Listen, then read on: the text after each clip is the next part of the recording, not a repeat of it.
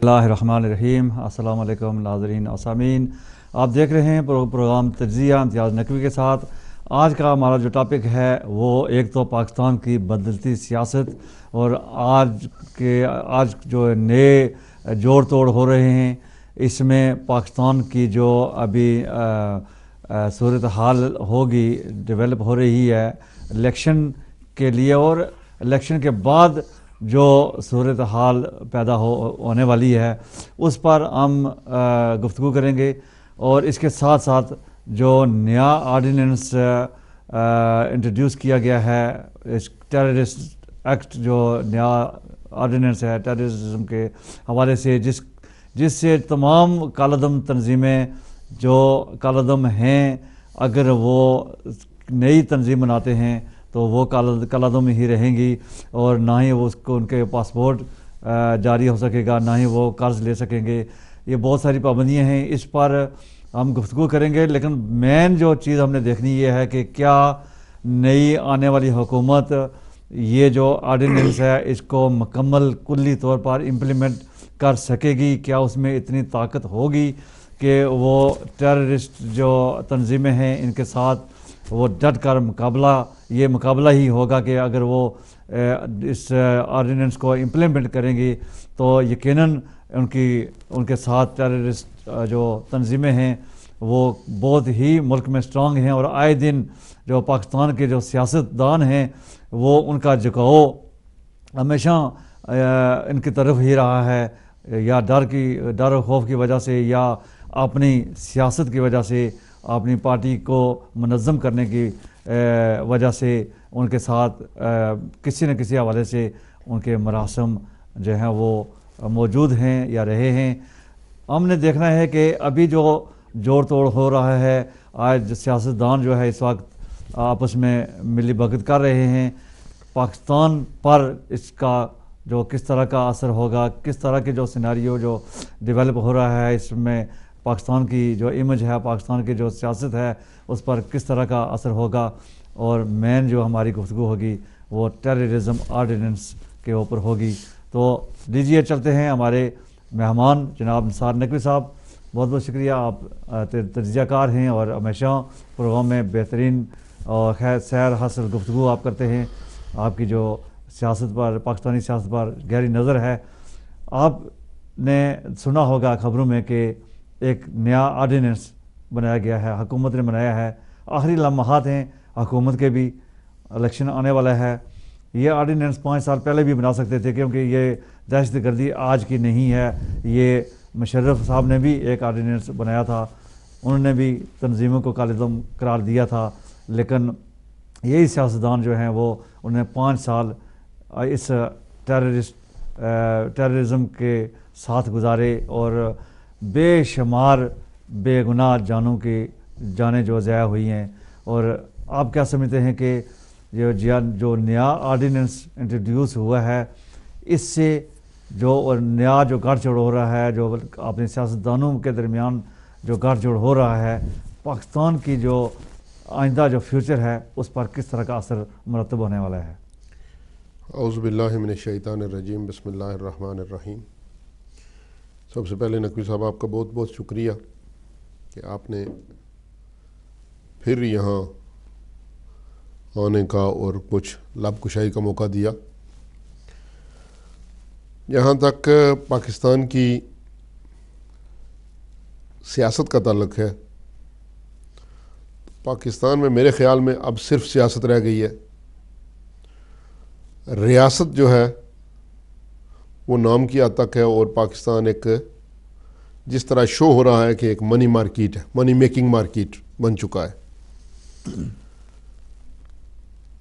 لاشیں گرتی ہیں آئے روز، اور یہ وہ بدبخت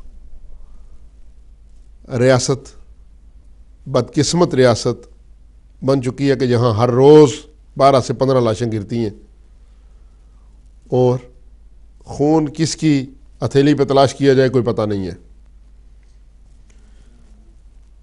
جس کی پولیس مجرموں کے بجائے چرسیوں کو، نشیوں کو اپنی گاڑیوں میں بھر کے اپنے اعلیٰ افسران کے سامنے جو ہے پیش کرتی ہے اپنے آپ کو بچانے کے لیے۔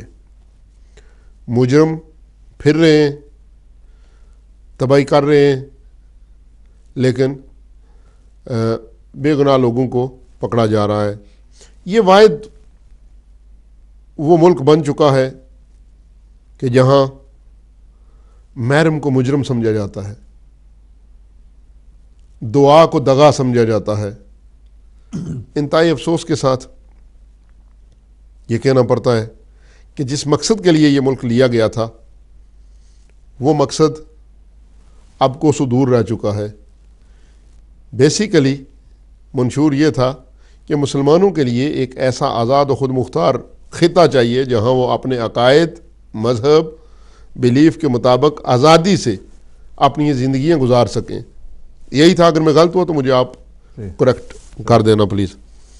لیکن یہ ایک ایسا خطہ بن چکا ہے کہ جو ٹوٹل اس نظریے کے خلاف جا رہا ہے، جہاں آپ اپنے عقائد کے مطابق زندگی نہیں گزار سکتے، جہاں آپ اپنے نظریے کے مطابق آپ کو مذہبی آزادی نہیں ہے، جہاں آپ کی مساجد کو جو ہے، میں اس لیے کہہ رہا ہوں کہ مساجد کو نشانہ بنایا گیا، مساجد میں نمازی قتل کیے گئے، امام بارگاہ میں نمازی مجالس سننے والے لوگوں کو قتل کیا گیا۔ تو یہ اپنے مقاصد سے، اپنا وہ جو مقصد تھا حصول کا، حصول ریاست کا جو مقصد تھا، اس سے یہ ریاست کافی ہٹ چکی ہے۔ اور جہاں تک موجودہ سیاست کی بات ہے، آپ دیکھیں کہ اگر کوئی کہتا ہے کہ اپنا نظام درست کرو تو مختلف قسم کے ادارے اس پہ مختلف قسم کے جو ہے ہیلے بانے تراش کر کے اس کو ذلیل اور رسوا کرنے کی کوشش کرتے ہیں۔ ٹھیک، میں نے دعا کو دغا اس لیے کہا ہے کہ اس بات کو سمجھا جائے۔ اور آج کی سیاست کا میں ذکر کروں تو اس میں سیاستدانوں کی مداریوں کی قیمت جو ہے وہ بڑھ چکی ہے۔ ٹھیک ہے، جو نون لیگ کے ساتھ بیٹھے، اب صدر محترم نے بھی ٹاسک دے دیا وزیر قانون کو کہ آپ خریدیں، آپ زیادہ قیمت دیں۔ یہ بولی ہو رہی ہے، بولی لگ رہی ہے، ایکشن ہو رہا ہے، بالکل آکشن ہو رہا ہے۔ تو آگے کیا ہوگا؟ ایک چہرہ بدلے گا، دوسرا آ جائے گا، نہیں تو یہی چہرہ رہے گا۔ چونکہ جب لوگوں کی پرواہ نہیں ہے، ریاست کی پرواہ نہیں ہے، سرحدوں کی پرواہ نہیں ہے، قانون کی پرواہ نہیں ہے، اعلیٰ عدلیہ کے جو قانون ہیں، جو اس کا ایک سسٹم ہوتا ہے، اس کی پرواہ بھی نہیں ہے، تو پھر کیا ہے؟ آکشن شروع ہو گیا ہے۔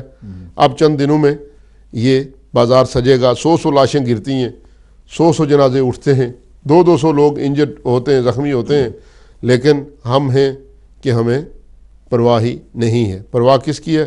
اتحادیوں کو منایا جائے، ڈاکوؤں اور چوروں کو منایا جائے، ٹھیک ہے، اور حکومت کے لیے جو ہے وہ اپنا راستہ ہموار کیا جائے۔ ابھی جو اس وقت کوشش ہو رہی ہے کہ طالبان کے ساتھ بھی مذاکرات کیے جائیں، جو کھلے عام جو اس وقت جی اب میں اس بات پہ آ رہا ہوں، چونکہ مجھے تھوڑا سیاق و سباق کے ساتھ بات کرنی ہے۔ اب جو اتحاد بن رہا ہے، جس کے ساتھ میاں نواز شریف نون لیگ جو صرف پنجاب تک رہ گئی تھی، انہوں نے سندھ کے قوم پرستوں کو ہٹانے کو ساتھ ملا کے، ٹھیک ہے، پیر پگاڑا صاحب کی جماعت کو ساتھ ملا کے، اور کچھ دوسرے جو لوگ ہیں ان کو ساتھ ملا کے پیپلز پارٹی کا جو ہے وہ کلین سویپ کرنے کا منصوبہ بنایا ہے۔ مولانا فضل الرحمان صاحب کو ساتھ لگا کے جو ہے وہ کیا ہے۔ یہ پہلے تو ایک دوسرے پہ الزامات کی بھرمار کر رہے تھے، ٹھیک ہے، کہ یہ مارشل لاء کی پیداوار ہیں، یہ ہیں وہ ہیں، لیکن حصول اقتدار کے لیے سارے وہ معیار ختم ہو چکے ہیں۔ اب اگر یہ اتحاد بن جاتا ہے، کس کس کا؟ مین 2 بندے ہیں، مولانا فضل الرحمان اور نہیں نواز شریف۔ اگر ان کا اتحاد بن جاتا ہے تو پاکستان جو ہے وہ طالبان کے لیے ایک آرام دہ سکون کی جگہ ہوگی، اور مخلوق خدا کے لیے وہ دن سب سے برا ہوگا جس دن طالبان کے لیے یہ ایک محفوظ پناہ گاہ ہوگی۔ آپ میری بات کو آپ اس کو جج کریں میں کیا کہہ رہا ہوں۔ چونکہ افغانستان بھی ایک جنت تھی طالبان کی، تو جب امریکہ نے بمباری کی تو مارے یہ تو چوہے تھے، یہ تو بلوں میں گھس گئے، تو مارے گئے معصوم شہری اور ابھی تک مر رہے ہیں. اور میں یہ دیکھ رہا ہوں کہ جس طرح موت سستی پاکستان میں بک رہی ہے، اگر یہ اطاعت ہو جاتا ہے، چونکہ دونوں کا جھکاؤ جو ہے وہ ان کی طرف ہے، ساتھ میں جماعت اسلامی کا جھکاؤ بھی ہے. سارے کہتے ہیں کہ مذاکرات کیے جائیں، ہمیں اس سے غرض نہیں ہے، ہمیں اس سے اختلاف نہیں ہے، مذاکرات ہونے چاہیے، لیکن ریٹ آف دی گورنمنٹ اور ریاست پاکستان کو تسلیم کر کے اس کے آئین کے اندر مذاکرات ہونے چاہیے. ایک آدمی اگر باغی ہے، جنگ پہ تلا ہوا، اس سے جنگ کی جائے، اصول ہے نا. یہ اصول ہے کہ کوئی آدمی اگر پاکستان کی ریٹ کو چیلنج کرتا ہے تو اس کو چیلنج کیا جائے، اس کے ساتھ لڑائی کی جائے. جیسے سوار کا ایک ایگزامپل ہے جی.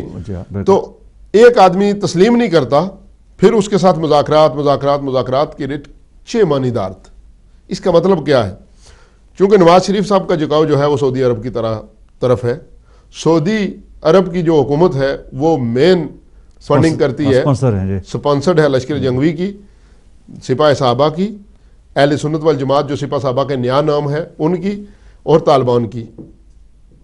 ٹھیک، میری بات کو آپ ذہن میں رکھیں. اگر نواز شریف صاحب آگے تو یہ طالبان کے لیے ایک محفوظ جنت اور محفوظ پناہگاہ ہوگی. کیا پاکستان، اور پھر یہاں پہ تباہی پھیلے گی، اور پھر جو ہے بیرونی فورسز جو ہے نیٹو حملہ کرے گی پاکستان کے اوپر. یہ یاد رکھیں، میری یہ بات ہے، آج آن ایئر کہہ رہا ہوں کہ مجھے جو لگ رہا ہے یہ میرا تجزیہ ہے، غلط بھی ہو سکتا ہے، اللہ کرے یہ غلط ہو، لیکن میں دیکھ رہا ہوں کہ یہ ہوگا. اب دوسرا اطاعت MMA کا ہے. پاکستان میں اتحادوں کی سیاست ہمیشہ رہی ہے. نوابزادہ نصر اللہ صاحب سے لے کر آج تک یہ اتحاد چلتے ہیں. ملی یکجہتی کونسل، متحدہ مجلس عمل، IJI، وہ جو مطلب سارا ایک، ہمارے پاس تو اتنا ٹائم ہی نہیں ہے ان سب کو ڈسکس کر کے ہم آگے جائیں. تو ایک سینیریو یہ ہے.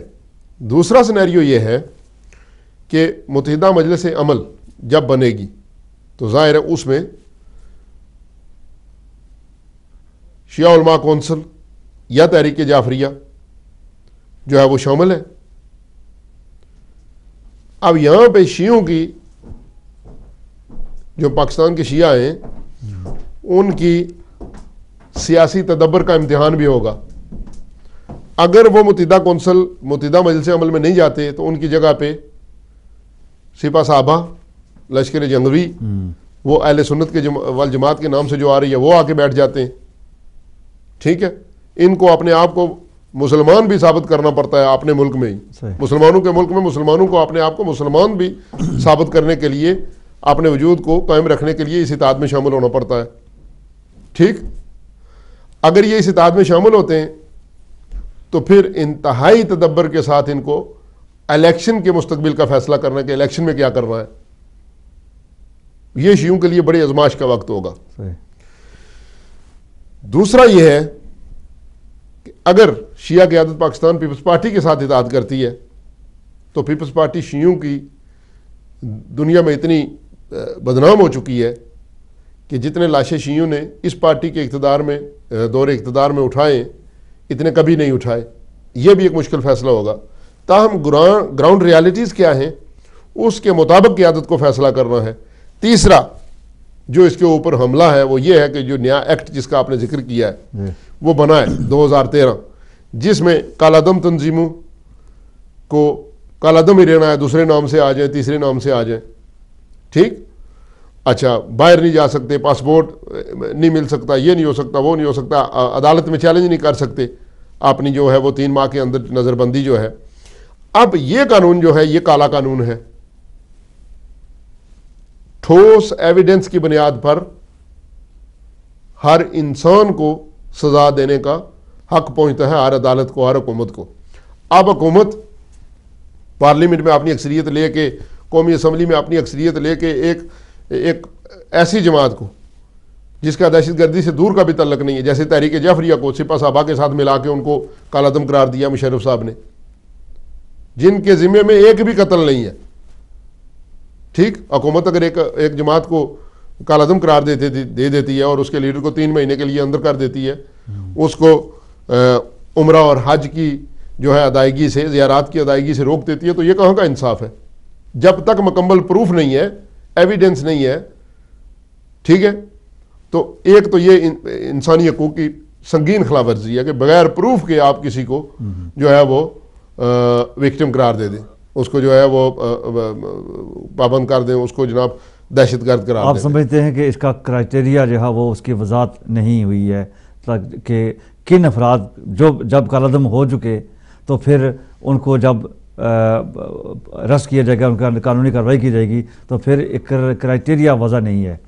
نہیں, کرائٹیریا بھی وضع نہیں ہے, اور پہلے جو مشرف نے کیا تھا وہ بھی غلط تھا, وہ قانون ہی غلط ہے. میں چیلنج سے کہتا ہوں کہ کسی کے پاس کوئی پروف ہے تو یہ بتائیں کہ تحریک جعفریہ, علامہ ساجد نقوی نے کتنے قتل کیے ہیں. ہم تو ہمیشہ خود مظلوم رہے ہیں شیعہ پاکستان میں. تو ایک دہشت گرد جماعت کو تم نے پابندی لگائی ہے, اس کے ساتھ ایک ہی پلڑے میں حسین اور یزید کو مت تولو, ایک ہی پلڑے میں حق و باطل کو مت تولو. ایک تو قاتلوں کی جماعت ہے, اس کو آپ نے پابند کر دیا, جس کے اوپر جنہوں نے خود ذمہ داریاں قبول کی ہیں, عملوں کی, بندوں کو مارنے کی, سارا کچھ خود کیا. دوسری طرف نہ کبھی کسی نے کوئی ذمہ داری قبول کی, نہ ہی کبھی کوئی ٹیررسٹ اٹیک کیا, نہ کبھی کچھ کیا. تو اس کی بنیاد پہ آپ نے جناب ایک پوری قوم کو اپنے حق سے محروم کر دیا. اب ستم بالائے ستم یہ کہ اب جی ان کو پاسپورٹ نہیں دیں گے, اب ان کو باہر نہیں جا سکتے وہ, جب کہ نئے نام سے کام نہیں کر سکتے. نہیں, میں کہتا ہوں کہ جو لوگ دہشت گرد تھے ان کو سزائیں ہونی چاہیے. جنہوں نے ظلم کیا ہے, جنہوں نے یہ قتل و غارت کی ہے, ان کو سزا ملنی چاہیے قانون کے مطابق. اور اگر پروف ہے, ایویڈنسز ہیں, تو دہشت گردوں کو سزائیں ملنی چاہیے. دہشت گردوں کو تو آپ چھوڑ دیتے ہیں, لیکن شیعوں کو آپ بلا وجہ قربانی کا بکرا بنا رہے ہیں. یہ کہاں کا انصاف ہے, یہ کہاں کا اصول ہے؟ آپ سمجھتے ہیں کہ جو نیا آرڈیننس ہے جی, اس کی وجہ سے بہت سی ایسی تنظیمیں, جیسے آپ نے تحریک جعفریہ کا ذکر کیا, وہ اس کی زد میں آئیں گی, اور اس طرح کے جو بےگناہ لوگ ہیں وہ ان کو اس آرڈیننس کا سامنا کرنا پڑے گا؟ میں یہ نہیں کہتا, میں یہ کہتا ہوں کہ یہ سارا کھیل شیعان حیدر قرار کو منظر سے ہٹانے کے لیے, اور ان کے جو قیادت ہے جو چٹان کی طرح سامنے کھڑی ہے, ٹھیک, علامہ ساجد نقوی صاحب, ایک کال لیتے ہیں, ان کو منظر عام سے ہٹانے کے لیے یہ سارا کھیل کھیلا جا رہا ہے. ایک کال لیتے ہیں پھر تو گفتگو جاری رکھیں. جی السلام علیکم, کال ڈراپ ہو گئی ہے. جی آپ گفتگو جاری رکھیں. یہ صرف شیعوں کو دیوار کے ساتھ لگانے کے لیے یہ سارا کام جو ہے وہ ہو رہا ہے. اور میں آپ کو اس کے نتائج سے بھی آگاہ کر دوں. ہم تو مظلوم قوم ہیں, شیعان حیدر قرار پاکستان میں مظلوم ہیں, جن کو نہ آئینی تحفظ حاصل ہے, نہ قانونی تحفظ حاصل ہے, نہ ریاست کی طرف سے تحفظ حاصل ہے. 100 جنازے ہم نے اٹھائے, ٹھیک ہے, ایک دن میں ہمارا 100 آدمی شہید ہوا ہے. لیکن اس کے ساتھ جو دوسرے دہشت گرد ہیں وہ اس کے اوپر ریئیکٹ کریں گے, اور ملک کو خون کی اولی سے جو ہے, ملک میں خون کی اولی کھیلیں گے, اور ملک کو جو ہے اس خون سے رنگین کر دیں گے. اس کے اندر پہلے تو وہ شیعوں کو مارتے تھے, اب وہ گورنمنٹ کے اوپر بھی حملے کریں گے, اور جو بھی ان کے مفادات کے خلاف جائے گا اس کو وہ ماریں گے. میں یہ آپ کو بتاتا ہوں, اگلی تصویر آپ یہ دیکھ لیں. ہم تو ٹھیک ہے اللہ کے بارگاہ میں خاموش ہیں, دعا کریں گے, اور جیسا بھی ہے وہ اس کے, چونکہ ہم نے کبھی غیر قانونی کام کیا ہی نہیں ہے, نہ ہی ہماری قیادت کی طرف سے کبھی ایسی بات ہوئی ہے. لیکن جن لوگوں کو آپ ایسے کر رہے ہیں وہ غلط ہے. میرا نظریہ یہاں پہ یہ ہے نقوی صاحب کہ ایسے لوگوں کو بھی قومی دائرے میں لایا جائے, ان کو مانیٹر کیا جائے, ان کو بلایا جائے, ٹھیک, ان کو کہا جائے کہ اپنے نظریات جو ہیں آپ اپنے تک رکھیں, دوسروں پہ مسلط مت کریں. اور جیسے یہاں پہ گورنمنٹ نے قانون بنایا ہوا ہے نا کہ ویربل ابیوزمنٹ جو ہے وہ آپ جو کرتے ہیں وہ بھی نہیں ہوگی, فزیکل جو اسالٹ کرتے ہیں یہ بھی نہیں ہونا چاہیے, یہ بھی انلیگل ہے. ایسے ہی ہو, ان لوگوں کو قومی دائرے میں لائیں, اس طرح دہشت گردی کم ہوگی.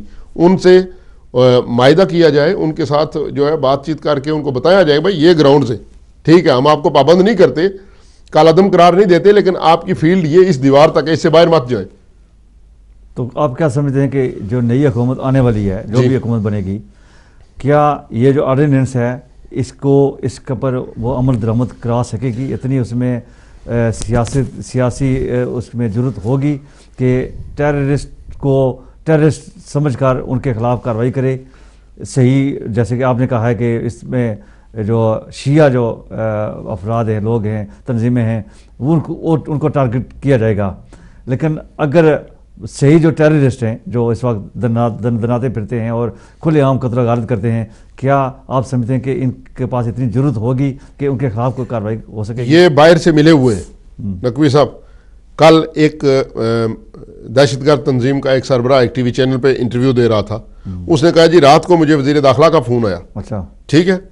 اور وزیر داخلہ صاحب کہہ رہے تھے جی کہ آپ کا نام تو کسی جگہ پہ نہیں ہے، میں نے تو آپ کے بارے میں بات ہی نہیں کی ہے، آپ تو ہمارے ساتھ ہیں.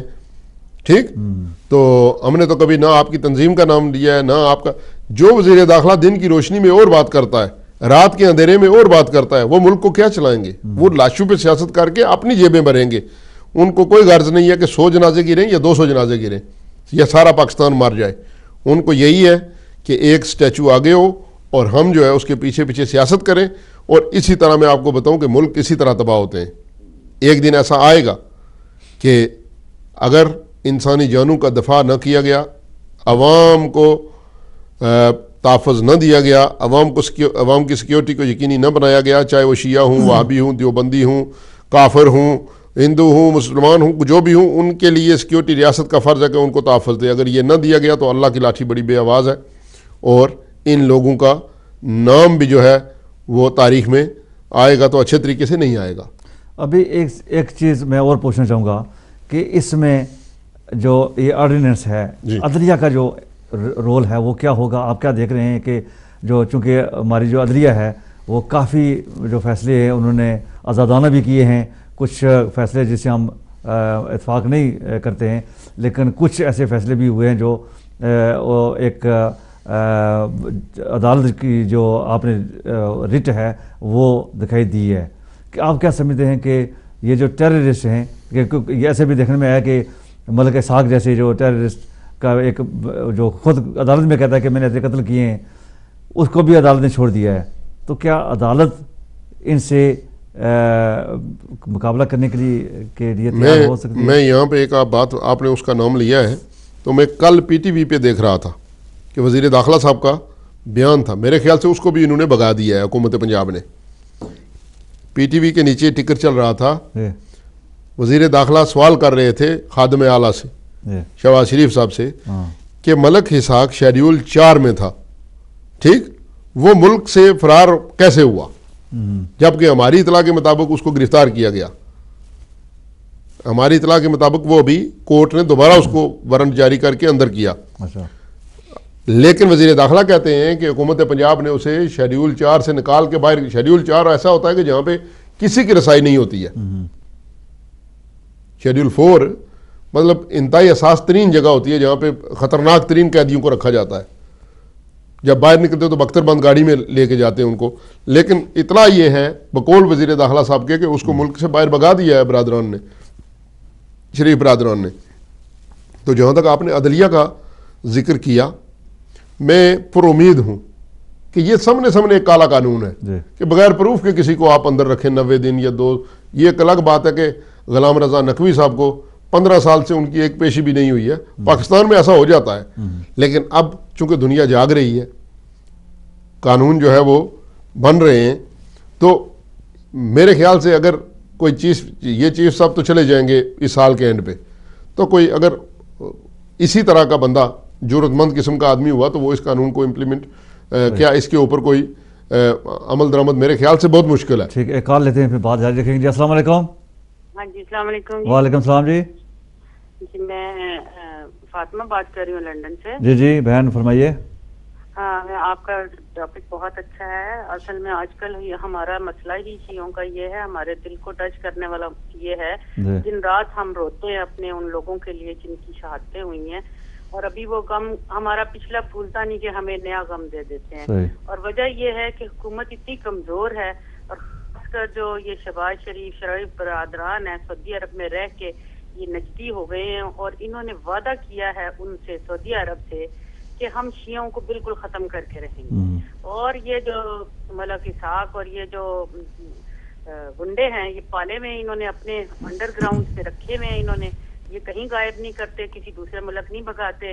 انہوں نے ایسے بنائے ہوئے ہیں گھر جو ہے انڈر گراؤنڈ، ان میں انہوں نے یہ پالے ہوئے ہیں سارے، اور انہی کے ساتھ مل کے یہ ووٹ لیتے ہیں. اور ہمارے شیعہ لوگ اتنے بیوقوف ہیں پاکستان کے کہ پھر ان کو ووٹ دیتے ہیں اور پھر ان کو لے آتے ہیں، اور پھر یہ وہی لوگ آ کے اور وہی ظلم کرتے ہیں. اور اندر ہمارے اتنا پیارے ڈاکٹر ابھی مرتضیٰ پچھلے دنوں ان کے بچے کا کیا قصور تھا. جی جی بالکل.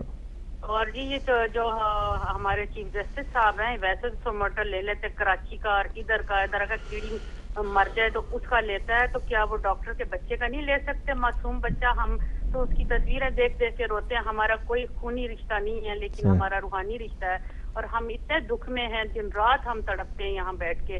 اور وہ چیف جسٹس صاحب لوگوں کو بھگا دیتے ہیں کیونکہ ان کی ملی بھگت ہے، شہباز شریف کے چمچے ہیں وہ، اور وہ مل کے اور یہ کام کرتے ہیں. اور اتنا ظلم پاکستان میں ہے. اب ہمارے لوگوں کو آنکھیں کھولنی چاہیے اور حکومت کو بھی دیکھنا چاہیے کہ کیا ہے ہمارے ساتھ ظلم ہو رہا ہے، اور ہمارے لوگوں کو ووٹ دیکھ سوچ سمجھ کے دینا چاہیے. انہوں نے آزما لیا ان لوگوں کو، کتنے سالوں سے آزما رہے ہیں کہ یہ کتنے ظالم لوگ بیٹھے ہوئے ہیں. اب کسی اور کو آنا چاہیے اور آپ یہاں بیٹھ کے لوگوں کو بتائیں کہ ہمارے پاکستان کے لوگ اور ہمارے یہاں جو لوگ ووٹ بھیجتے ہیں وہاں، تو خدا رہا ایسے لوگوں کو ووٹ نہ دے جو کہ ہمارے اوپر ہی ہماری گردنیں کاٹتے ہیں، ہمارے خون پیتے ہیں. ٹھیک، بہت بہت شکریہ. فاطمہ بہن تھی لندن سے، انہوں نے آپ کی بات کی تائید کی کہ جیسے کہ ٹیررسٹ جو لوگ ہیں ان کے جو باقاعدہ سرپرستی کی جاتی ہے. انہوں نے جو ایک بات کی طرف اشارہ کیا ہے کہ جیسے کہ جو بچہ ہے ڈاکٹر صاحب کا 10 سال کا بچہ تھا، جو میرے خیال میں کال لے کے پھر اس پر گفتگو کرتے ہیں. جی السلام علیکم. السلام علیکم. جی وعلیکم السلام. جی کون بھائی، کہاں سے؟ جی میں عمران بات کر رہا ہوں پاکستان سے. جی کون بھائی؟ جی میں عمران خان بات کر رہا ہوں پاکستان. جی جی فرمائیے. جی میرا ایک سوال ہے کہ یہ جو ہم ابھی انتظار کر رہے ہیں کہ ہماری 100 لاشیں ابھی تازی اٹھی ہیں. جی جی. ابھی یہ ہم نے دفنا ہی نہیں کہ 100 لاشیں اور ہماری اٹھ گئی. جی. تو ابھی دیکھیں کہ ہم دیکھتے ہیں کہ ائمہ معصومین علیہ السلام جو ہیں انہوں نے بھی ڈیفینس کیا ہے. تو یہ کیا وجہ ہے کہ اب ہم صبر کر رہے ہیں؟ مطلب اتنی لاشیں اٹھی ہیں، اتنے جنازے اٹھے ہیں، جنازوں پہ جنازے، جنازوں پہ جنازے، اور ہم صبر کرتے جا رہے ہیں. یہ مطلب یہ کون سا صبر ہے؟ یہ صبر کی انتہا کب ہوگی؟ جب ہمیں بھی ہتھیار اٹھانے کی اجازت دی جائے گی. کیونکہ ائمہ معصومین علیہ السلام نے بھی تو جنگ کی ہے نا، ڈیفینس، تو ہم کیوں نہیں کر سکتے؟ میرا سوال یہ ہے. بہت بہت شکریہ. میرے خیال میں نام اپنا عمران سے ہے.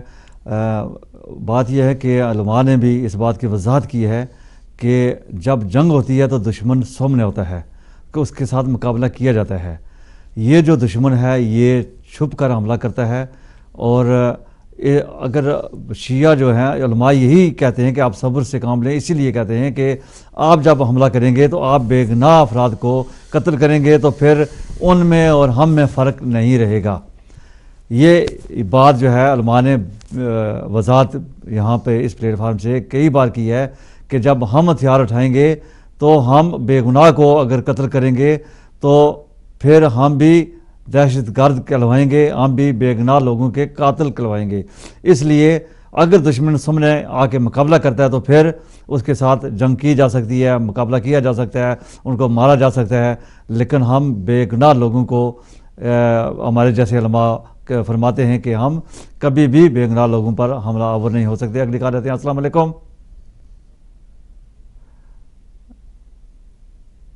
جی مولانا عارف واحدی صاحب شیعہ علماء کونسل کے جنرل سیکرٹری ہیں، ہمارے ساتھ لائن پر موجود ہیں. السلام علیکم مولانا صاحب.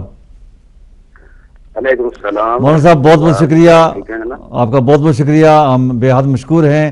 ہدایت ٹی وی کے پلیٹ فارم سے ہم آپ سے گفتگو کر رہے ہیں اور آپ سے یہ جاننا چاہیں گے کہ یہ جو نیا آرڈیننس حکومت نے جو ابھی اس کی منظوری دی ہے، آپ کیا سمجھتے ہیں کہ جو ابھی اس سے پہلے شیعوں کے ساتھ جو شیعوں کو قتل عام ہو رہا تھا، اور ابھی اس آرڈیننس کے تحت جو ہماری جو سیاسی جو ونگ ہے اس پر کس طرح کے اثرات مرتب ہوں گے، اور ہماری بیسیکلی جو شیعہ ہیں اس پر یہ دہشت گردوں سے کیا ہم بچ سکیں گے؟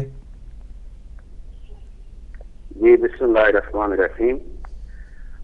ہم سمجھتے ہیں جی کہ کالعدم جماعتیں جو پاکستان میں دہشت گرد جماعتیں ہیں، جن کو کافی عرصے سے कलअदम करार दिया गया, लेकिन उन पे आहनी हाथ नहीं डाला गया, जिसकी वजह से पाकिस्तान के हालात बद से बदतर होते जा रहे हैं। बलूचिस्तान में क्वेटा में जो सूरत हाल है, मैं अच्छी तरह वहाँ के हालात जानता हूँ कि वहाँ ये कलअदम जमातें जो दहशतगर्द हैं ये भरपूर अंदाज में फ़ाल हैं और बाकायदा उनके दफातर वहाँ मौजूद हैं। जब सूरत हाल ये है तो जो भी आर्डिनेंस आए जैसे भी है, दहशतगर्द तो इस हुकूमत से कंट्रोल नहीं हो रहे, वो दनदनाते फिर रहे हैं। जो शरीफ लोग हैं पाकिस्तान में, जो पाकिस्तान में अमन अमान के लिए, इत्तेहाद वहादत के लिए काम कर रहे हैं, इस मुल्क के इस्तेहकाम के लिए काम कर रहे हैं, और हमने तो हमेशा ये साबित किया है, खुसूसन शिया उलमा कौंसिल और हमारी क़यादत जनाब कायद मिल्लत जाफरी है अल्लामा सईद साजिद अल नकवी और हमारे इस कौमी प्लेटफार्म ने हमेशा साबित किया है कि हम पाकिस्तान के इस्तेहकाम के लिए, इस वतन अजीज की तरक्की के लिए, इसमें अमन अमान और वहदत इस्लामी कायम करने के लिए हमेशा हमने किरदार अदा किया है। तो हम ये समझते हैं कि जो भी ऑर्डिनेंस आए, अगर उन दहशतगर्दों के खिलाफ मुअस्सर इकदाम नहीं किए जाएंगे और उनको वाकई उन पे मजबूत हाथ नहीं डाला जाएगा और फकत चंद दहशतगर्द पकड़ कर जैसे आज बाल जगहों पर गिरफ्तारियां हो रही हैं, तो हम समझते हैं इस जरिए से कोई दहशतगर्दी कंट्रोल नहीं होगी जब तक इनके नेटवर्क पे मजबूत हाथ न डाला जाए, जब तक इनके अक्सर ठिकाने जो हैं उनके खिलाफ टारगेटेड ऑपरेशन न किया जाए, जब तक उनके जो सरपरस्त हैं और उनको पालने पोसने वाले हैं, जब तक उन पे मजबूत हाथ नहीं डाला जाएगा, तो हम ये समझते हैं कि ये दहशतगर्दी पाकिस्तान में कंट्रोल नहीं हो सकती। मौलाना साहब, हम वाकई हमेशा ये सवाल करते हैं, आगे आर्डिनेंस से इस तरह के आते रहते हैं, ये सिर्फ शरीफ लोगों को और पुरअमल लोग हैं उनको तंग करने के लिए आते हैं। दहशतगर्दों पे कंट्रोल ये हुकूमत नहीं कर सकती, ये रियासती इदारे नाकाम हैं दहशतगर्दों को कंट्रोल करने पे, और उसका सबसे बड़ा सबूत मैं अर्ज करूं, गुज़श्ता 20-25 साल से पाकिस्तान में दहशतगर्दी हो रही है, लेकिन आज तक एक मुजरिम और एक कातिल भी तख्तादार पे नहीं लटकाया गया। रियासती इदारों से हम सवाल करना चाहते हैं कि आया वाकई में रियासती इदारों का यही किरदार है? अगर ये किरदार होगा तो वतन अजीज की सलामती और यहाँ की अवाम को तहफ़्फ़ुज़ फराहम करना, जो रियासत ने मेरे साथ वादा किया था कि हम आपको तहफ़्फ़ुज़ फराहम करेंगे, वो कहाँ जाएगा? हम समझते हैं कि इस तरह की सूरत हाल जो चल रही है उससे हम इंतहाई नामुतमईन हैं और दहशतगर्द इस तरीके कंट्रोल नहीं हो सकता। मौलाना साहब, ये फरमाइए कि इस वक्त आपने कहा है कि हुकूमत कंट्रोल नहीं कर सकती, तो आप क्या समझते हैं कि लॉ इन्फोर्समेंट एजेंसीज भी नाकाम हो चुकी हैं, अदलिया भी जो है वो भी मौसर नहीं है, और क्या समझते हैं कि आइंदा पाकिस्तान में जो नया गठजोड़ हो रहा है इससे हमारे शियों पर किस तरह के असरात मरतब होंगे? हम समझते हैं कि शियों के लिए सबसे बड़ा और अहम मसला है आपस में इत्तेहाद वहादत। अगर शिया कौम आपस में मुत्तहद हो जाए तो शिया एक कुव्वत है पाकिस्तान में, एक ताकत है जिन्हें कोई शिकस्त नहीं दे सकता। तारीख में हमने साबित किया है कि हम अगर इकट्ठे हों, मुत्तहद होकर इन इशूज पे आगे बढ़े तो हमें कोई शिकस्त नहीं दे सकता। हुकूमतों से हम समझते हैं हमें तवक्को ही नहीं है, खुदा करे कि अगले इलेक्शन कमीशन किरदार अदा करे और वाकई मेरिट की कोई हुकूमत आ जाए जो पाकिस्तान के लिए मुखलिस हो, पाकिस्तान की अवाम को तहफ़्फ़ुज़ फराहम करने के लिए वाकई उस इखलास के जज्बे से काम तो हो सकता है फिर कोई इस मुल्क में अमन अमान कायम हो, वरना इस वक्त जो सूरत हाल है हम समझते हैं कि हम इस पे कतई मुतमईन नहीं है। किबला साहब, मैं निसार नकवी अर्ज़ कर रहा हूँ, तो मैं भी एक दो सवाल आपसे पूछूंगा कि ये जो पाबंदी दोबारा लगाई गई है कि वो जो कलअदम तंजीमें थीं उनको पासपोर्ट नहीं जारी किया जाएगा, बाहर नहीं जा सकेंगे, क्रेडिट कार्ड नहीं ले सकेंगे, या इस तरह का जो नया आर्डिनेंस आया है, इस तरह के आर्डिनेंस से दहशतगर्दी पे कोई असर मरतब होने वाला है आपकी नज़र में? हम ये समझते हैं कि नहीं, इससे कोई असरात मुरतब नहीं होंगे, क्योंकि हम समझते हैं रियासती इदारों में ऐसे अनासर मौजूद हैं जो इन दहशतगर्दी की सरपरस्ती कर रहे हैं। आम पुरअमल लोग जो है उनसे तो पासपोर्ट वो ले लेंगे, वो या उनके तो जारी हो जाएगा, लेकिन जो उनके अपने मखसूस पाले हुए दहशतगर्द हैं جو اس ملک میں ان کے اشاروں پہ کام کر رہے ہیں ان کو کوئی کنٹرول نہیں کر سکتے. اس کی واضح مثال پنجاب میں ایک دہشت گرد ہے جس نے 40 سے زیادہ وارداتیں کی ہیں اور سینکڑوں افراد شیعہ کے خصوصاً شہید ہوئے ہیں اس کی کارروائیوں میں. اب وہ علیہ اعلان کر رہا ہے بلکہ اس کو انتظامیہ بھرپور پروٹوکول دے رہی ہے, اس کو تحفظ دے رہی ہے. وہ جب چاہتا ہے بیٹھ جاتا ہے, جب چاہتا ہے اندر آتا ہے, کوئی اسے کنٹرول کرنے والا نہیں ہے. اور وہ دہشت گرد گروپ کا سربراہ علیہ اعلان اخباروں میں دیا ہے لیکن اسے کوئی کنٹرول کرنے والا نہیں ہے. تو ہم یہ سمجھتے ہیں کہ ایسے اقدامات دہشت گردوں کے کوئی اثرات مرتب نہیں ہوں گے, کیونکہ دہشت گردوں کے پیچھے ہمارا یہ نظریہ ہے کہ ایک کوئی مضبوط قوت موجود ہے جو ان کو پال رہی ہے اور ان کو پناہ فراہم کر رہی ہے. کیا آپ یہ بتا سکتے ہیں کہ وہ مضبوط قوت کون سی ہے؟ یہ تو بہرحال میں نہیں کہہ سکتا یہاں, لیکن میں یہ سمجھتا ہوں کہ ریاستی اداروں میں کچھ ایلیمنٹس ایسے موجود ہیں جو ان کی پشت پناہی کر رہے ہیں. ٹھیک ہے, اگر وہ ایلیمنٹس نہ ہو تو کسی صورت بھی اس طرح یہ پلٹ نہیں سکتے. ان پہ جو مضبوط ہاتھ نہیں ڈالا جا رہا, یہ تو نہیں ہم کہہ سکتے کہ پاکستان میں سیکورٹی فورسز نااہل ہیں یا وہ کمزور ہیں اور ضعیف ہیں. کمزور نہیں ہے, ہم سمجھتے ہیں جہاں وہ ہاتھ ڈالنا چاہتے ہیں مضبوط ہاتھ ڈالتے ہیں, لیکن یہ ہاتھ نہ ڈالنا اور ان کو نہ روکنا اور ان کے آگے کی رکاوٹ کھڑی نہ کرنا, اس سے ہم یہ سمجھتے ہیں کہ ان اداروں میں کچھ عناصر اور کچھ ایلیمنٹس موجود ہیں آج ان دہشت گردوں کی سرپرستی کر رہے ہیں. جی آغا صاحب, ایک سوال یہ ہے کہ جیسے میں نے پہلے اپنے پروگرام میں ذکر کیا, اگر آپ پروگرام دیکھ رہے ہوں, کل سے یہ خبر چل رہی ہے پاکستان کے سرکاری ٹی وی پہ وزیر داخلہ کے طرف سے کہ جو ملک اسحاق جو بہت بڑا دہشت گرد تھا دوبارہ گرفتار ہوا تھا, شیڈول 4 میں تھا, اس کو ملک سے باہر بھگا دیا گیا. آپ کو اس بارے میں کوئی اطلاع ہے یا پاکستان میں کوئی اطلاع ایسی ہے؟ متضاد قسم کی اطلاعات ہیں, ابھی تک کوئی کنفرم اطلاع نہیں ہے. اس طرح خبریں آ رہے ہیں جو سے باہر, لیکن میں پہلے اسی کی طرف اشارہ کر رہا تھا کہ جب وہ چاہتا ہے جہاں چاہتا ہے وہ جاتا ہے, اس میں کوئی کنٹرول نہیں ہے.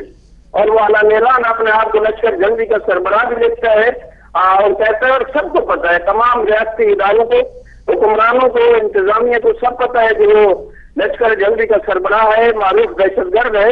اور وہ علیہ اعلان جہاں جاتا ہے جلسے کرتا ہے, وہ کافر کافر کے نعرے لگاتا ہے اور شرارت یہ کرتا ہے. اور جس وقت ریئیکشن ہوتا ہے اس کے خلاف کوئی کیسز نہیں بنائے جاتے. جو آگے احتجاج کرنے والے لوگ ہوتے ہیں ان کے خلاف کیسز بنائے جاتے ہیں. جی قبلہ صاحب, پنجاب انتظامیہ سے بھی ہمارے صوبائی صدر صاحب نے ایک وفد کے ساتھ ملاقات کی ہے اور احتجاج کیا ہے سخت. آگے جو شرارت کرنے والا ہے اور اس کے مقابلے میں جب ریئیکشن ہوتا ہے, ریئیکشن کرنے والوں کے خلاف تو آپ کی طرف سے ہوتا ہے, کاروائی ہوتی ہے, لیکن جو اصل ایکشن کرنے والا ہے جو دہشت گرد ہے اور ہر جگہ شرارت کر رہا ہے, اس پہ کوئی کنٹرول نہیں اور اس کے خلاف کوئی کاروائی نہیں ہو رہی. جی یہاں سے ہم سمجھتے ہیں کہ اس کی پشت پہ کوئی قوت موجود ہے آگے نہیں چاہتے کہ اسے کنٹرول کریں. جی میرا یہ آپ سے میں یہ پوچھوں گا کہ آیا اس دہشت گرد کو, اس ظالم اور قاتل آدمی کو کیا حکومت پنجاب سپورٹ کر رہی ہے یا وفاقی حکومت سپورٹ کر رہی ہے یا کوئی دوسرے صوبوں کی کوئی حکومت اسے سپورٹ کر رہی ہے؟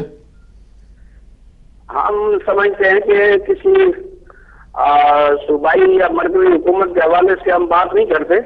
ہم مطلب یہ بات کرتے ہیں کہ ریاستی اداروں میں کچھ ایلیمنٹس موجود ہیں جو ان کی پشت پناہی کر رہے ہیں.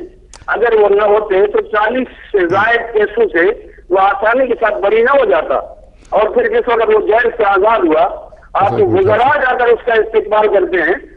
یہ یہاں سے یہ حقیقت پتہ چلتی ہے کہ ان کی پشت سے کوئی قوت موجود ہے, اور ہم یہ سمجھتے ہیں کہ ہمارے ریاستی اداروں کو ان افراد اور ان قوتوں کو ڈھونڈنا پڑے گا ابھی کون ہے جو ان کی سپورٹ کر رہے ہیں, کون ہے جو ان کی سرپرستی کر رہے ہیں.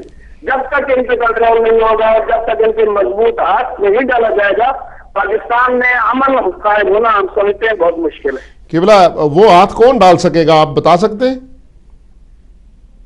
ہم یہ سمجھتے ہیں کہ سیکورٹی ادارے اگر مخلص ہوں اس ملک کے ساتھ, یا کوئی ایسی جمہوری حکومت آ جائے جو واقعی میرٹ پہ آئے, تو وہ ہاتھ ڈال سکتے ہیں. ہم سمجھتے ہیں عدلیہ بھی ہاتھ ڈال سکتی ہے اگر مضبوطی سے فیصلہ کرے عدلیہ کو. ٹھیک ہے قبلہ صاحب، یہ متحدہ مجلس عمل کی جو ریفارمز تھیں، جو اس کی ری اسٹرکچر تھی، جس کے بارے میں بات چل رہی تھی میڈیا پر بھی اور عام بات بھی چل رہی تھی، اس کا وہ جو اتحاد تھا وہ کہاں تک پہنچا؟ آپ اس کے بارے میں ہمیں کچھ تھوڑا سا بریف کریں گے؟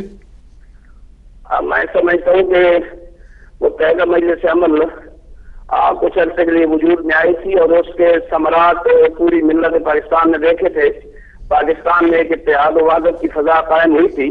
لیکن اس وقت جو صورتحال ہے، ہم نے بھی کوشش کی، باقی بھی کچھ دینی اور مذہبی جماعتیں ہیں جو کوشش کر رہے ہیں، لیکن شاید متحدہ مجلس عمل ان الیکشن میں بحال نہ ہو سکے.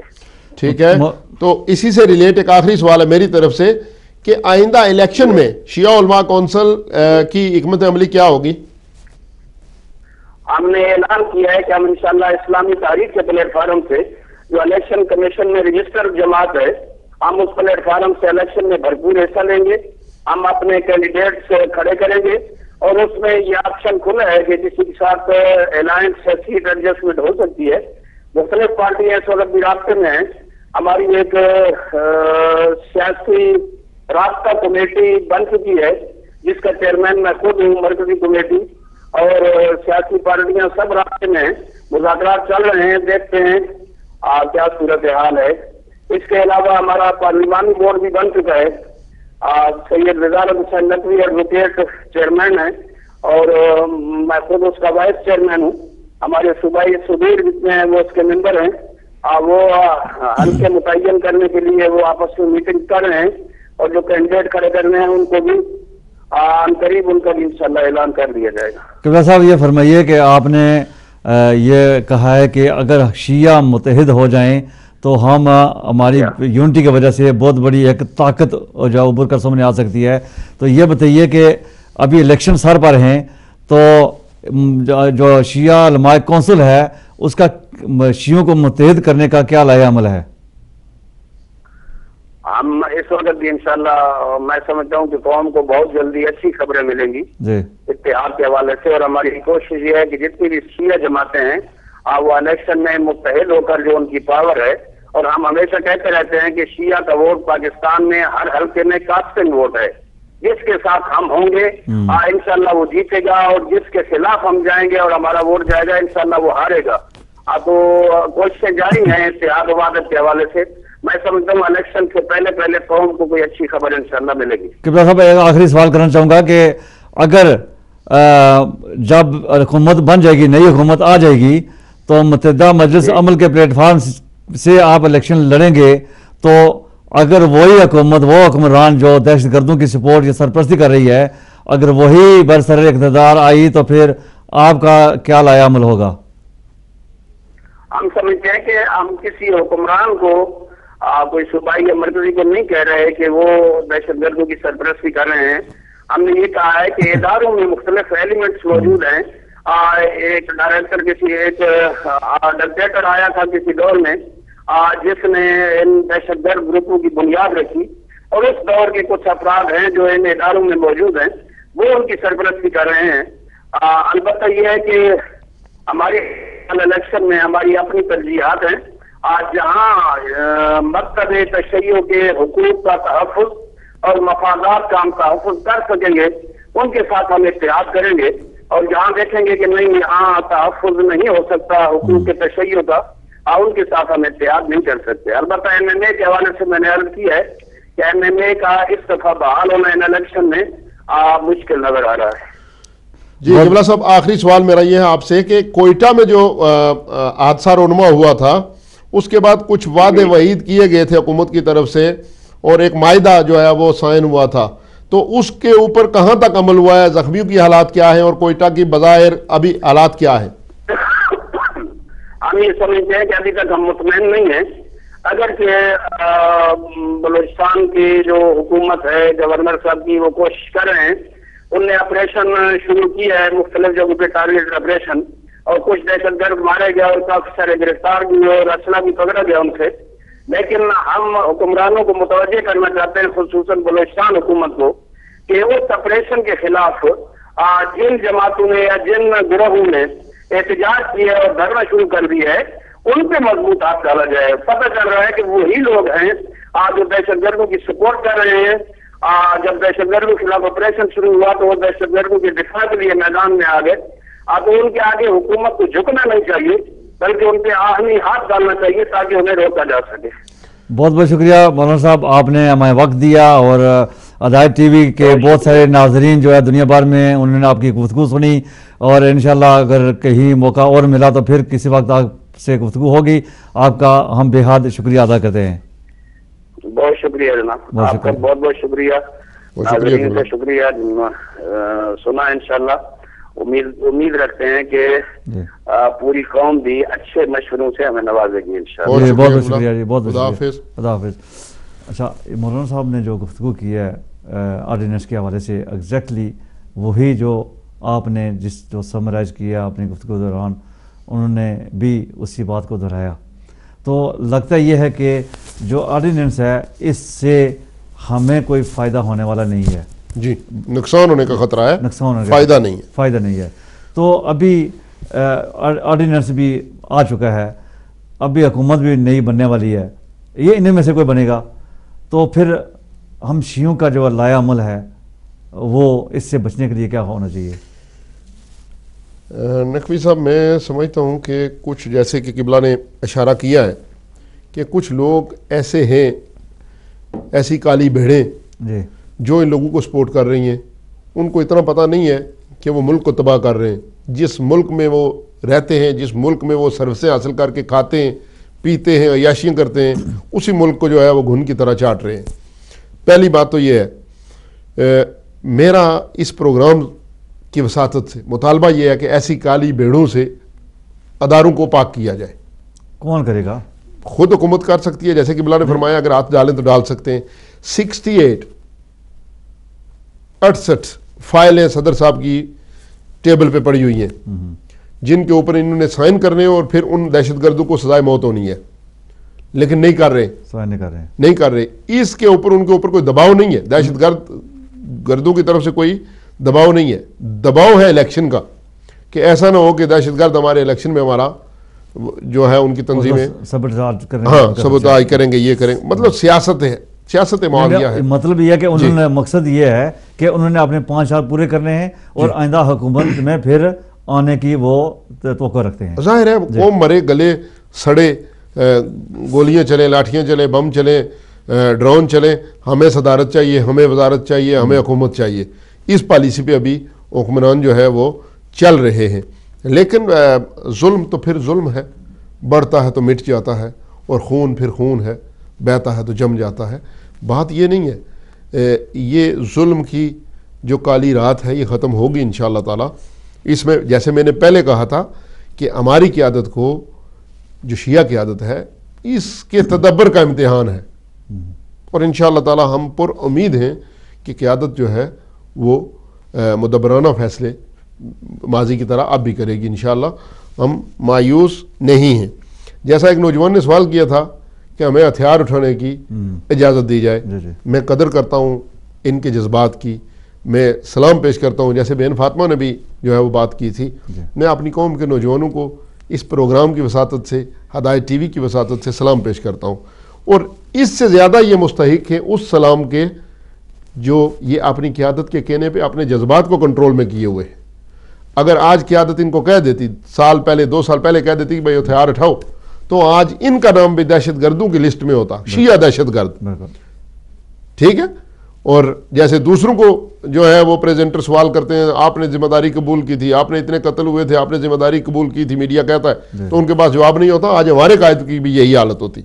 लेकिन अल्लाह के फजल से हमारी किसी भी जमात, एक शिया उलमा कौंसिल को छोड़ के, तहरीक जाफरिया को छोड़ के, दूसरी तंजीमें जो भी हैं, उनके भी किसी लीडर पर, किसी ओहदेदार पर यह कत्ल का मुकदमा नहीं है, चूँकि हमने कभी, हमारे मजहब में दहशतगर्दी की इजाज़त ही नहीं है।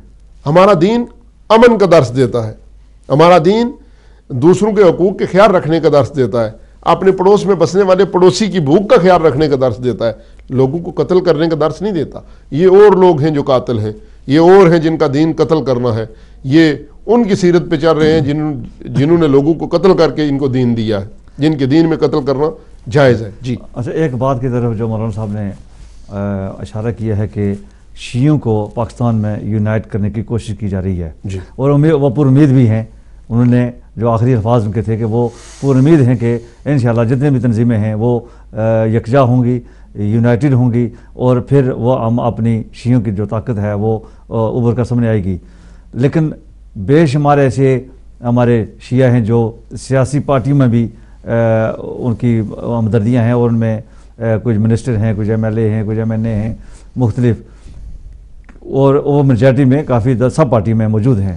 جی تو آپ کیا سمجھتے ہیں کہ یہ جو مولانا صاحب کا جو اشارہ ہے یہ خالصتاً وہ لوگ جو کسی سیاسی پارٹی سے منسلک نہیں ہیں ان کی طرف ہے جنہوں نے اپنی بنائی ہوئی ہوئی ہیں، یا کہ سیاسی پارٹیوں میں جو جن کے ہمدردیاں ہیں ان کے ساتھ بھی یہ آپ سمجھتے ہیں کہ ان کو بھی اپنے ساتھ ملا سکتے ہیں؟ نہیں، یہاں پہ ایک بات جو ہے جس کا ڈیفرنس کرنا ضروری ہے، فرق محسوس کرنا ضروری ہے، وہ یہ ہے کہ جو لوگ شیعہ ہیں، میں یہ تو نہیں کہہ سکتا کہ وہ شیعہ نہیں ہیں، کیونکہ یہ پرسنل بلیف ہوتے ہیں.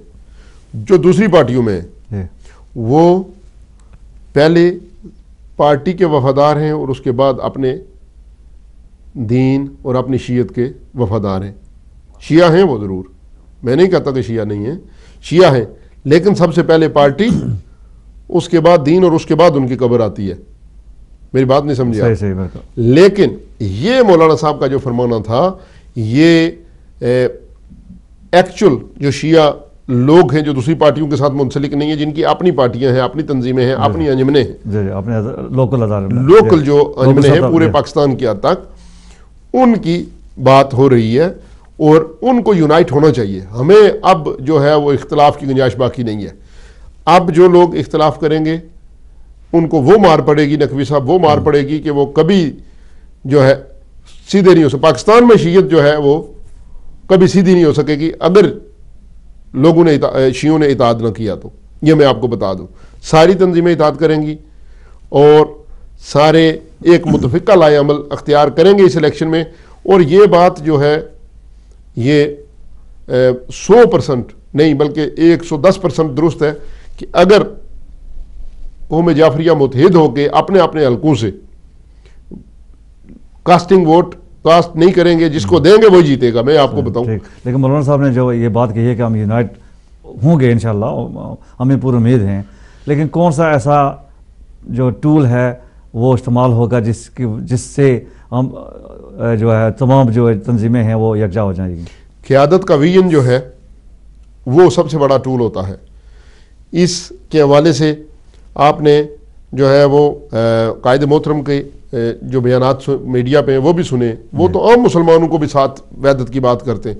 تو شیعہ تو ان کے سامنے کوئی بڑا پرابلم نہیں ہے، شیعہ تو ہیں ہی ایک ہے. اور اس کے علاوہ دوسری تنظیم ہے شیعوں کی، وحدت المسلمین ہے، ISO ہے، جعفریہ یوتھ ہے، بہت ساری تنظیمیں انجمنیں ہیں، لوکل ہیں.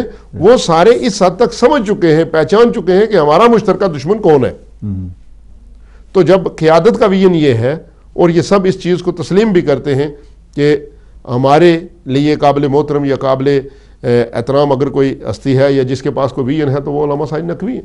تو جب علامہ سعید نقوی صاحب کا یہ فرمانا ہے کہ ہم تمام مسلمانوں کو جو کلمہ گو ہیں ان کو ساتھ ملا کے چلیں گے، تو ظاہر ہے یہ ویژن اپنی قوم کے لیے تو بہت اس سے بھی زیادہ براڈ ہے، بڑا ہے.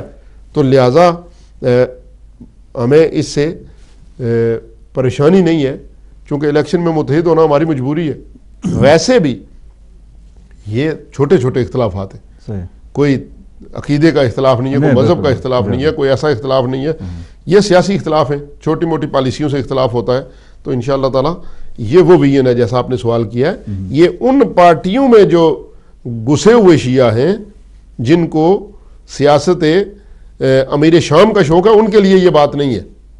یہ وہ لوگ ہیں جو مذہبی ہیں، جو صرف شیعت کے لیے مخلص ہیں، صرف سیاست کے لیے مخلص نہیں ہے. یہ شیعت کے لیے مخلص لوگوں کے اطاعت کی بات ہو رہی ہے. ابھی جیسے کہ پارا چنار میں جو حالات ہیں وہ کچھ کافی عرصے سے کشیدہ ہیں، اور ابھی جو اتحاد ہونے جا رہا ہے، ابھی جیسے شیعوں کی اگر یونٹی ہو جاتی ہے، تمام جتنے بھی ہیں حکومت کے جو ایسے کسی حکومت کی سپورٹ کریں، جیسے کہ مولانا صاحب نے کہا ہے کہ یہ کاسٹنگ جو حیثیت رکھتے ہیں، اگر ایسی حکومت آ جاتی ہے تو کیا آپ سمجھتے ہیں کہ ہمارے شیعوں کی جو قیادت ہے وہ حالات کو بہتر بنانے میں مؤثر ثابت ہو سکتی ہے؟ میں آپ کے سوال کو سمجھا نہیں ہوں، دوبارہ سوال کریں۔ مولانا شہنشاہ نقوی صاحب جو علماء شیعہ کونسل کے رکن ہیں وہ ہمارے ساتھ موجود ہیں۔ السلام علیکم۔ علیکم السلام ورحمۃ اللہ۔ جی مولانا صاحب بہت بہت شکریہ آپ کا۔ آپ اس وقت ہدایت ٹی وی سے لاکھوں افراد جو ہیں وہ دنیا بھر میں آپ کو سن رہے ہیں۔ ہم یہ جاننا چاہیں گے کہ جو یہ نیا آرڈیننس حکومت نے جو منظور کیا ہے دہشت گردی کے حوالے سے، اس پر آپ کے کیا تاثرات ہیں؟ آپ کیا سمجھتے ہیں کہ اس سے اس دہشت گردی کے جو نیا آرڈیننس ہے شیعوں کے جان و مال کی حفاظت ہو سکتی ہے؟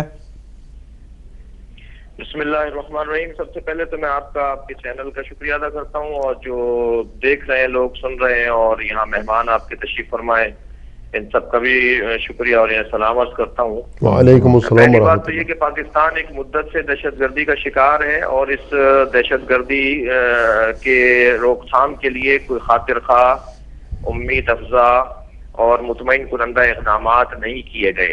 جی پاکستان کے جو حکمران آتے ہیں وہ زیادہ تر مجبور اور جس کو کہہ لیجئے کہ لاچار سے ہوتے ہیں، ان کے ہاتھ میں اختیارات بہت کم ہوتے ہیں۔ وہ اگر اپنے اختیارات کو استعمال کریں تو ان کی حکومت کسی بھی وقت جو ہے وہ کسی بھی اضمحلال اور جو ہے وہ ختم ہونے کی طرف چلی جاتی ہے۔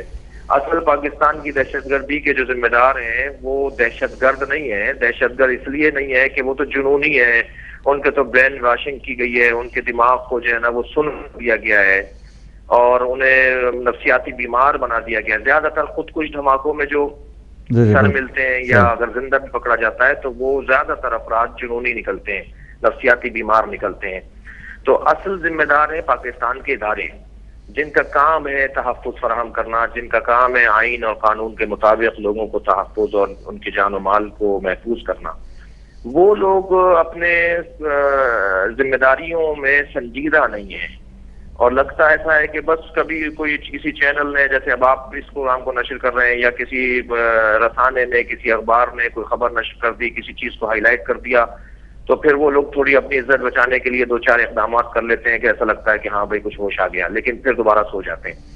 پاکستان کے ادارے ذمہ داری رکھتے ہیں۔ میں یہاں فیئر ٹرائل بل کی آپ بات کر رہے ہیں جو یہاں پاکستان میں منظور کروایا گیا ہے اور اسمبلیوں سے پاس کر کے صدر مملکت نے بھی پچھلے دنوں اس پر سائن کر دیا۔ میں اس کی شدید مذمت کرتا ہوں، اور میں اس کو پاکستان میں دہشت گردی کے نہ صرف خاتمے کی طرف اس کا کوئی بہتر قدم سمجھتا ہوں، بلکہ ہم اس موضوع پہ ہم بہت غور خوض کر چکے ہیں۔ ہمارے ان سیاستدانوں نے اپنے لولے لنگڑے، اپنے بالکل شل ہاتھوں کو بھی کٹوا دیا ہے۔ پہلے ان کے ہاتھ شل تھے، کچھ کر ہی نہیں سکتے تھے، اور لولے ہاتھ تھے ان کے، اب انہوں نے اپنے ان لولے اور شل ہاتھوں کو بھی کٹوا دیا ہے۔ فیئر ٹرائل بل جو ہے، آپ چھینک بھی بغیر کسی کی اجازت کے نہیں مار سکتے، آپ کھانس بھی نہیں سکتے کہ بغیر کسی اجازت کے۔ آپ موبائل ٹیلی فون کے ذریعے اور جو رابطے اور تعلقات کو برقرار کرنے کے ذرائع ہیں ان سب پر آپ کے پہرا لگ جائے گا۔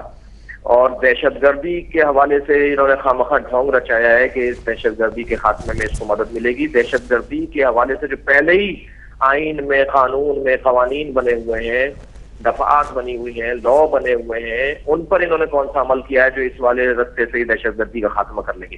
یہ فیئر ٹرائل بل پاکستان کی دہشت گردی کو ختم کرنے کے لیے نہیں لایا گیا ہے، بلکہ پاکستان کے سیاستدانوں کو، ذمہ داروں کو، ہوشیاروں کو، درد رکھنے والوں کی معمولی سی بھی حرکت، تحرک، فعالیت، ان کا ملک کے حوالے سے کوئی کام کرنا، ان سب کو زیر نظر لانے کے لیے کیا گیا ہے، تاکہ کوئی بھی سیاستدان، کوئی بھی مذہبی رہنما پاکستان کے حق میں، ملک کی ترقی کے لیے کوئی بھی اگر کام کر رہا ہو یا کوئی ارادہ کر رہا ہو یا کوئی مشورہ کر رہا ہو، ان سب کو زیر نظر لے آیا جائے، اور جسے پسند کریں گے اسے آگے جانے دیں گے، جسے وہ پسند نہیں کریں گے اسے روک دیں گے۔ یہ فیئر ٹرائل بل جو ہے پاکستان کی دہشت گردی کے خاتمے کے لیے اگر ہوتا تو پہلے جو قوانین بنے ہوئے ہیں، دفعات بنی ہوئی ہیں، لا بنا ہوا ہے، اس پہ کتنا عمل ہو رہا ہے جو اس سے عمل ہو جائے گا۔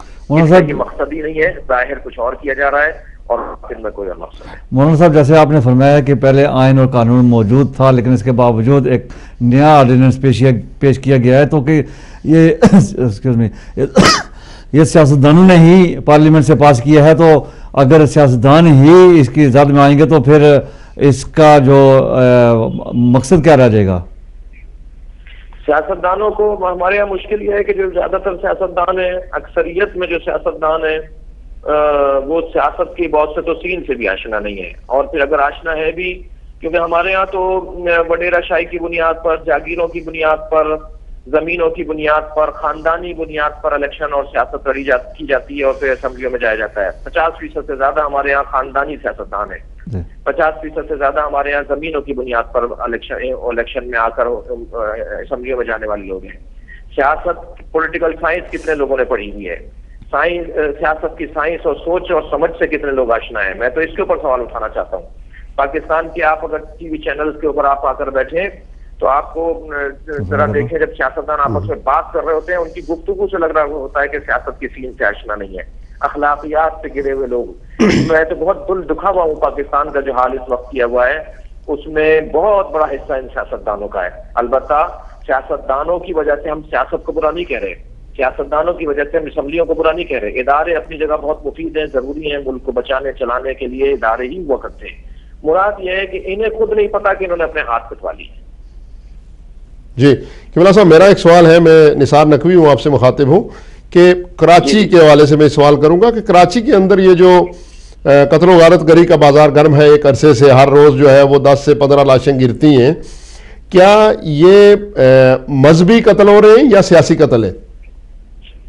پہلی بات تو یہ کہ یہ بیچارے قتل ہونے والے کو بھی نہیں پتا وہ کیوں قتل ہو رہا ہے، اور مارنے والے کو بھی نہیں پتا میں کیوں مار رہا ہوں۔